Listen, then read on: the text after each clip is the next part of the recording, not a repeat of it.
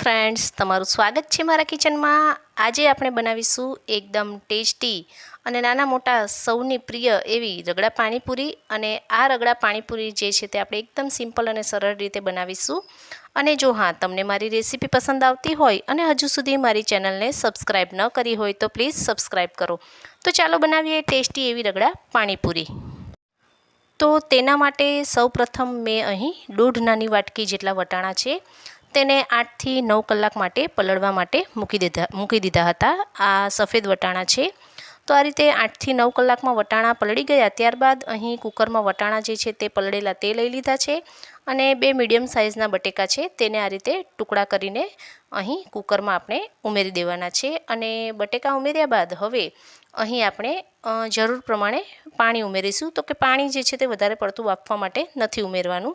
અને ત્યારબાદ સ્વાદ પ્રમાણે મીઠું અને થોડી એવી હળદર ઉમેરીને 7 થી 8 સીટી પડે તે રીતે અહીં સીટી પાડીને વટાણાને બાફી લેવાના છે।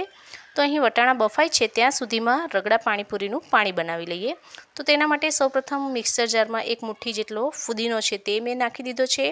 1 નાની જુડી જેટલા ધાણા છે, લીલા ધાણા તે ઉમેરી દઈશું। કટ કરીને લીલા ધાણા ઉમેર્યા બાદ હવે અહીં 2 મીડિયમ તીખા મરચાં છે તેને આ રીતે નાના ટુકડા કરીને મિક્સર જારમાં ઉમેરી દઈશું। અને ત્યારબાદ અહીં મીડિયમ તીખું પાણી બને તેના માટે મેં 1 તીખી મરચી લીધી છે। જો તમને એકદમ સ્પાઇસી તીખું પાણી પસંદ હોય તો 2 થી 3 મરચી જે છે તે તીખી ઉમેરવી।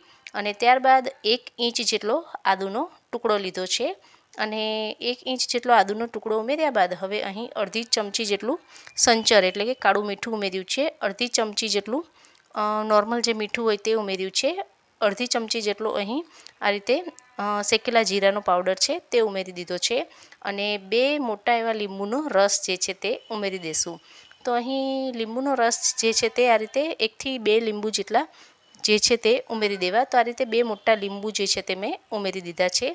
અને ત્યારબાદ હવે આને એકદમ સરસ રીતે આપણે પીસી લેવાનું છે। તો અહીં પેસ્ટ જે છે તે પાણીની તૈયાર થઈ ગઈ છે। તો હવે અહીં પાણી ઉમેરીને તેને આપણે એક તપેલીમાં લઈ લેશું અને અહીં 1 થી 1.5 લીટર જેટલું પાણી જે છે તે આમાં ઉમેરી દેવાનું છે। આ રીતે 1 થી 1.5 લીટર જેટલું પાણી ઉમેર્યા બાદ હવે લાસ્ટમાં અહીં 1 મોટી ચમચી ભરીને પાણીપુરી મસાલો છે તે પાણીપુરી મસાલો જે છે તે આપણે અહીં ઉમેરી દેવાનો છે। અને પાણીપુરી મસાલો ઉમેર્યા બાદ હવે અહીં એકદમ સરસ રીતે મિક્સ કરીને બરફના ટુકડા જે છે તે આપણે ઉમેરી દઈશું એટલે કે પાણી જે છે તે ઠંડુ પાણી ખાવામાં મજા આવે અને સારું પણ લાગે। ત્યારબાદ બરફના ટુકડા ઉમેરીને હવે આપણે પાણીને જે છે તે આપણે સાઈડ પર મૂકી દઈશું। તો આ રીતે રગડા પાણીપુરીનું પાણી જે છે તે રેડી થઈ ગયું છે। હવે આપણે રગડાનો વઘાર કરી લઈએ। તો તેના માટે અહીં વટાણા અને બટેકા જે બાફવા માટે મૂક્યા હતા તે પણ સરસ રીતે બફાઈ ગયા છે। હવે રગડાનો વઘાર કરવા માટે એક કડાઈમાં 1 થી 2 ટેબલસ્પૂન જેટલું તેલ લઈ લઈએ અને તેલને મીડિયમ ગેસની આંચ પર ગરમ કરવાનું છે।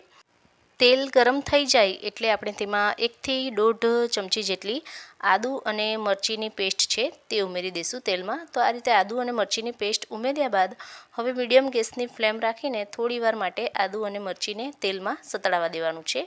તો આ રીતે થોડીવાર માટે આદુ અને મરચી સતળાઈ જાય ત્યારબાદ હવે આપણે બાફેલા જે વટાણા અને બટેકા રાખ્યા છે તે અહીં ઉમેરી દેવાના છે। આ રીતે બાફેલા વટાણા અને બટેકાને ઉમેરી દેવાના છે અને તેને ઉમેર્યા બાદ હવે અહીં રગડામાં આપણે સિમ્પલ મસાલા જે છે તે ઉમેરીશું। તો અહીં થોડું એવું પાણી જે છે તે ઉપરથી મેં ઉમેરી દીધું છે। હવે તેમાં સ્વાદ પ્રમાણે મીઠું ઉમેરી દઈશું। મીઠું આપણે બાફવામાં પણ ઉમેર્યું છે એટલે તે પ્રમાણે ઉમેરવું। ત્યારબાદ 1 ચમચી જેટલું શેકેલા જીરાનો પાવડર છે અને 1 નાની ચમચી જેટલો શાહી રજવાડી ગરમ મસાલો જે આવે તે ઉમેર્યો છે અને ત્યારબાદ અડધું લીંબુનો રસ ઉમેરી દઈશું। અને હવે રગડાને આપણે મસાલાઓ અને બધી વસ્તુઓ એકદમ સરસ રીતે મિક્સ કરી દઈશું।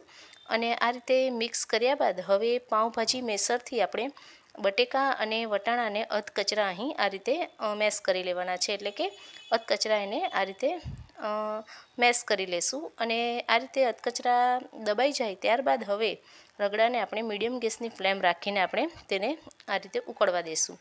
તો આ રીતે મીડિયમ ગેસની ફ્લેમ પર રગડો ઉકળશે એટલે થોડો ઘટ થઈ જશે અને 5 થી 7 મિનિટ માટે રગડો ઉકળે ત્યારબાદ હવે લાસ્ટમાં અહીં ઉપરથી લીલા ધાણા જે છે તે આપણે ઉમેરી દઈશું। તો અહીં તૈયાર છે ટેસ્ટી એવો રગડા પાણીપુરીનો ગરમા ગરમ રગડો। અને આ રીતે ગરમા ગરમ રગડા પાણીપુરી જે છે તે રગડા સાથે ખાવામાં ખૂબ જ ટેસ્ટી લાગે છે. તો અહીં સૌપ્રથમ રગડા પાણીપુરી બનાવવા માટે ગરમા ગરમ રગડો જે છે તે મેં લઈ લીધો છે. સૌપ્રથમ પૂરીમાં તેને ઉમેરી દઈશું. ત્યારબાદ અહીં ડુંગળી, કોબીજ અને ધાણાને આ રીતે લીંબુ મીઠું નાખીને રેડી કર્યા છે તે ઉપર ઉમેરી દઈશું. અને આપણે જે ચટપટું પાણી રેડી કર્યું છે તે આ રીતે તેમાં ડીપ કરીને રગડા પાણીપુરી જે છે તે આપણે એન્જોય કરીશું. તો અહીં તૈયાર છે ટેસ્ટી એવી રગડા પાણીપુરી. અને આ રીતે જો રગડા પાણીપુરી તમે ક્યારેય ન બનાવી હોય તો એકવાર જરૂરથી ટ્રાય કરજો. અને આજની આ રેસીપી જોવા બદલ તમારો ખૂબ ખૂબ આભાર. Thanks for watching.